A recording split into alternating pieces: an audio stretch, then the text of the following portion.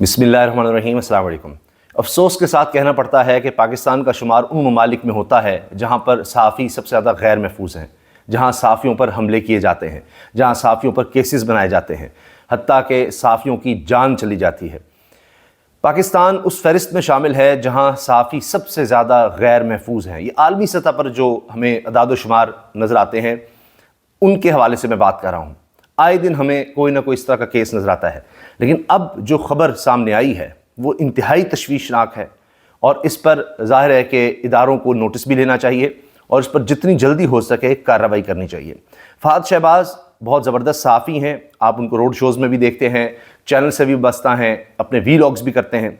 उन्होंने हाल ही में जो अभी यानी अब से ये कहें कि कुछ घंटे पहले ही, हमें ये कहना चाहिए, उन्होंने जो वीलॉग किया है उसमें उन्होंने एक मुलाकात का जिक्र किया है सीनियर सहाफ़ी के साथ और बताया है कि वो पाकिस्तान का सबसे मकबूल तरीन सहाफ़ी है और उस सहाफ़ी को किस तरह सियासतदान की तरफ से ये यानी एक थ्रेट है, बल्कि किराए के कातिल इस काम के लिए हायर भी कर लिए गए हैं, सुपारी भी दे दी गई है और अब उनकी जान को ख़तरा है। इस बारे में उस सहाफ़ी ने ख़ुद फहद शहबाज को पूरी तफसील बताई है कि कहाँ से ये बात कन्फर्म हुई, किस तरह उन तक ये पहुंची। लेकिन वो सहाफ़ी बहुत दलेर है, वो अपनी जगह पर खड़ा है, ना वो खामोश हो रहा है, ना वो जो उसको जिस वजह से थ्रेट है कि भाई बाज आ जाओ, वो उस तरफ भी नहीं जा रहा कि उन्हीं की बात मान ले। अब उन्होंने ये सारा कुछ बताया, लेकिन इसमें ना तो सियासतदान ना ही सहाफ़ी का नाम लिया गया है कि किस सियासतदान की तरफ से थ्रेट है और वो सहाफ़ी कौन है। लेकिन दूसरी तरफ एक और बहुत ही नामवर सहाफ़ी शाहिद असलम साहब, ये बड़े बड़े इदारों में काम कर चुके हैं और इन्होंने भी इस हवाले से बात की है कि जी फहद शहबाज ने ये जो बात की बड़ी तशवीशनाक है। लेकिन उसमें शाहिद असलम ने इमरान रियाज़ का नाम ले लिया है, इमरान रियाज़ खान का। पहले मैं आपको सारी तफसील बताता हूँ फहद शहबाज ने क्या बात की है और उसके बाद इस पर भी आएंगे, क्योंकि शाहिद असलम साहब वो सहाफ़ी हैं जो कुछ अर्सा कबल गिरफ़्तार भी हुए थे और उन पर इल्ज़ाम ये था कि जनरल कमर जावेद बाजवा के बारे में जो सारी स्टोरी आई थी कि जी उनके असासे, उनके ख़ानदान के असासे 13 अरब रुपए तक FBI की तरफ से, और फिर उस पर गिरफ्तारियाँ भी हुई थी और सारा कुछ सामने आया। तो ये स्टोरी देने का इल्ज़ाम, ब्रेक करने का या ये स्टोरी सामने लाने का इल्ज़ाम शाहिद असलम पर लगा था। उस पर वो फिर गिरफ़्तार भी हुए थे, वो केसेस भी भुगत रहे हैं। लेकिन वो ये कहते हैं कि जी मेरा तो उसमें लेने देने कोई नहीं था, तो कि जी पता नहीं किसी के नंबर से आपका डाटा मिला है क्या है। तो सहाफ़ियों के बहुत से लोगों से ताल्लुकात होते हैं, कोई FBI में किसी से ताल्लुक़ निकल आया या उनके किसी मोबाइल से, इस तरह से, वो एक अलग कहानी। तो शाहिद असलम साहब, आप ये इसलिए अर्ज़ कर रहा हूँ कि ये बहुत बड़े और बड़े सही, जिस तरह होते हैं ना, सुच्चे सहाफ़ी हैं, किसी दबाव में ना आने वाले और बिल्कुल सही बात करने वाले। अब शाहिद असलम साहब ने पहले लिखा कि नामवर सहाफ़ी फहद शहबाज खान का वीलॉग देखा जिसमें बड़ा ख़तरनाक दावा किया गया कि एक सियासतदान एक सीनियर सहाफ़ी को कत्ल करवाने के दर पे है।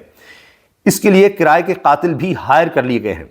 वीलॉग में अगरचे सहाफ़ी का नाम नहीं बताया गया, लेकिन जिस किसी को भी एक सियासतदान जान से मारने के दर पे है, इसे फौरी तौर पर गिरफ्तार करके निशान इबरत बनाना चाहिए। पहले रियासती इदारों पर सहाफ़ियों के कत्ल, अगवा और तशद्दुद के इल्ज़ामात लगते थे और इनका एहतसाब नामुमकिन ठहरता था, लेकिन अब तो एक सियासतदान एक सहाफ़ी को मारने के दर पे है।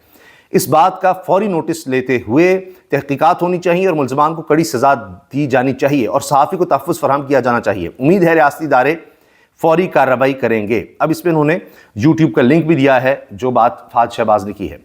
अब मैं आपके सामने रख रहा हूँ फहद शहबाज ने क्या कहा, क्योंकि अब देखिए ना, अरशद शरीफ को जिस तरह शहीद किया गया और अभी तक वो प्रॉपर तरीके से कार्रवाई नहीं हो रही, उसकी इंक्वायरी नहीं हो रही, इन्वेस्टिगेशन इस तरह नहीं हो रही और अदालतों में ही मामलात हैं। तो ये बड़ी तशवीश की बात है कि एक और बड़ा नामवर सहाफ़ी, सबसे मशहूर मकबूल सहाफ़ी, दलेर बहादुर सहाफ़ी, उसको इस तरह के थ्रेट्स हों, ये बड़ी ख़तरनाक बात है। अच्छा, अब वो कहते हैं कि जी यानी फहद शहबाज बता रहे हैं कि मेरी उन सहाफ़ी से मुलाकात हुई और उन्होंने मुझे जो बातें की कि फहद ये मुझे कत्ल कर देंगे, मेरे कत्ल का प्लान बन गया है, ये लोग शामिल हैं प्लान में और ये सहूलतकार हैं। यानी बताया है कि ये लोग प्लान में शामिल हैं और ये हैं जो सहूलतकार हैं। यानी एक एक चीज़ का बताया है कि प्लान में कौन कौन है, सहूलतकार कौन कौन है, सब बता दिया है।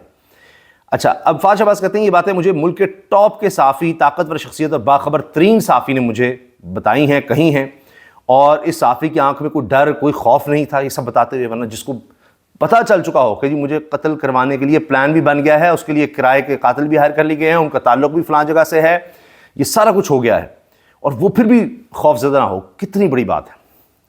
انہوں نے کہا مجھے پتہ چلا کہ جو لوگ مجھے قتل کریں گے، یعنی جو کرائے پر خریدے گئے ہیں، وہ سندھ سے ہیں۔ مجھے میرے خبری کا فون آتا ہے اور بتاتا ہے کہ آپ کو قتل کرنے کا پلان بن چکا۔ میں نے بات نہیں مانی۔ اس سے اگلے دن میرے عزیز دوست نے ایک شخص میرے پاس بھیجا اور یہی بات کہی کہ قتل کرنے کا پلان ہے آپ کو، یعنی ایک دوسرا بندہ بھی آتا ہے، میرا قریبی دوست ہے، اس کا بندہ آتا ہے، وہ بھی یہی بتاتا ہے۔ مجھے پہلے کہا گیا آپ یہ جگہ چھوڑ دیں۔ میں نے ان کے کہنے پر ایک جزیرہ منتخب کیا جس کے 3 طرف پانی اور ایک طرف جانے آنے کا راستہ، یعنی ظاہر ہے وہاں کسی کی ایزیلی اپروچ نہیں ہو سکتی، 3 طرف پانی ہے، کوئی کس طرح گزر کے آئے گا، مشکل ہے، ویسے آئے گا بھی تو پتہ لگ سکتا ہے۔ جزیرے پر جانے کے بعد کوئی موبائل یا کوئی بھی ڈیوائس ساتھ نہیں لے کے گئے۔ یہ ضرور کیا ہے جزیرے کے اطراف 18 کلومیٹر کے علاقے میں اپنے بندے چھوڑ دیے، نیٹ ورک ترتیب دے دیا جو پل پل کی خبر دے رہا تھا۔ صافی کے جزیرے پر رہتے کچھ ہی دن گزرے تھے کہ اس علاقے میں ہلچل شروع ہو گئی۔ ان کے نیٹ ورک نے بتایا کہ یہ غیر متوقع لوگ ہیں، یعنی یہاں کے نہیں ہیں، پتہ نہیں کہاں سے آ گئے ہیں۔ انہوں نے ان لوگوں سے پوچھا آپ کہاں سے آئے ہیں؟ ان لوگوں نے کہا وائلڈ لائف سے آئے ہیں۔ سینئر صحافی نے وائلڈ لائف سے پتہ کرایا تو ایسا کچھ تھا ہی نہیں، یعنی وائلڈ لائف کہتے نہیں ہمارے لوگ تو یہاں نہیں ہیں، کچھ نہیں ہے۔ سینئر صحافی فشنگ کرنے نکلے، ان کو وہاں مچھیرے ملے۔ انہوں نے صحافی کو خبردار کیا آپ یہاں نہ رکیں، کچھ لوگ یہاں گھوم رہے ہیں۔ صحافی نے سوال کیا وہ زبان آپ والی ہی بولتے ہیں یعنی سندھی؟ مچھیروں کا سن کر رنگ اڑ گیا۔ صحافی نے سوچا اب یہاں سے نکلا جائے۔ میں نے سینئر صحافی سے پوچھا ان سب کے پیچھے ہے کون؟ انہوں نے ایک سینئر سیاستدان کا نام لے دیا اور کہا میں تمہیں یہ باتیں امانت کے طور پر بتا رہا ہوں تاکہ تمہیں پتہ ہو، تمہیں یہ سب پتہ ہو۔ اور انہوں نے ترتیب سے سارے نام لے دیے۔ سینئر صحافی جب جزیرے سے نکلے تو پہاڑوں کو چلے گئے، وہاں ایک صوبے کے آئینی سربراہ سے ملے۔ آئینی سربراہ نے درخواست کی آپ میرے گھر رکیں، کہیں آپ کو قتل نہ کر دیں۔ صحافی نے کہا میں صحافی ہوں، میں سیاستدان کے گھر نہیں رک سکتا، آپ پر پریشر بہت زیادہ آ جائے گا۔ آئینی سربراہ نے بھی صحافی کو یہی معلومات دیں قتل والی جو پہلے بھی مل چکی تھی، یعنی ابھی تیسرا بندہ ہے جو ان کو بتا رہا ہے کہ اس طرح کا آپ کو مارنے کے لیے پلان بن چکا ہے۔ صحافی نے مجھے منع کیا کہ میرا نام نہ لینا تاکہ لوگ یہ نہ سمجھیں کہ مجھے کوئی خوف ہے۔ یہ جو آج میں ویڈیو بنا رہا ہوں اس کی بھی اجازت لی۔ انہوں نے کہا تمہاری مرضی مگر میرا نام نہ لینا، ویڈیو بنانی ہے بنا لو لیکن میرا نام نہ لینا۔ اور وہ اس لیے وجہ کیا ہے کہ جی لوگ یہ نہ کہیں خوفزدہ ہو گیا، ڈر گیا ہے تو اس لیے اب جناب یہ اس طرح کی باتیں کر رہا ہے، صرف اس لیے۔ سینئر صحافی نے کہا مجھے اکثر کہا جاتا ہے کہ میں اپنا سٹانس بدل لوں۔ تو اب یہ دیکھیے کہ فہد شہباز نے تو کچھ اس بارے میں نہیں کہا نام وغیرہ کا، لیکن شاہد اسلم اسی بارے میں لکھتے ہیں کہ ایک سینئر صحافی کو ایک سیاستدان قتل کروانے کے در پہ ہے۔ اس ویلاگ میں جو اشارے ملتے ہیں اس سے بظاہر وہ صحافی عمران ریاض ہیں۔ ان سے بات نہیں ہو سکی لیکن بظاہر لگتا ہے کہ ان کو قتل کی دھمکیاں کوئی سیاستدان دے رہا ہے۔ اس پہ فوری کارروائی ہونی چاہیے اور اس سیاستدان کو فوری طور پر گرفتار کیا جائے۔ انہوں نے عمران ریاض کو ٹیگ بھی کیا ہے اسٹے اسٹرانگ۔ اللہ تعالیٰ عمران ریاض کی حفاظت کریں، اللہ تعالیٰ تمام پاکستانیوں کی حفاظت کریں۔ عمران ریاض بہت قیمتی شخص ہے اور بہت بہادر، بہت دلیر، اور پہلے ہی خود اور ان کے خاندان کے لوگ بہت زیادہ تکالیف کا سامنا کر چکے ہیں۔ کتنا عرصہ عمران ریاض لاپتہ رہا، کس طرح سے اس کو ٹارچر کیا گیا، کن کن حالات سے وہ گزرا، زبان کی لکنت، کہاں سے پھر دوبارہ اللہ تعالیٰ نے اس کو صحت دی ہے، کتنا کمزور ہو گیا تھا، کیا کچھ اس کے گھر والوں نے برداشت کیا۔ عمران ریاض خود بتاتے ہیں کہ پتہ نہیں، مجھے نہیں پتا تھا کہ میں یہاں سے زندہ جاؤں گا یا نہیں جاؤں گا، کیا ہوگا، کس طرح سے معاملات آگے بڑھیں گے، کیا ہوا۔ تو اتنے ٹراما سے کوئی نکل کر دوبارہ ایک نارمل لائف میں آئے، بہت بڑی بات ہے۔ اللہ تعالیٰ ان کی حفاظت کرے، اور بہت دلیر اور بہت بہادر لوگ ہیں جو ان چیزوں کو برداشت کر سکتے ہیں۔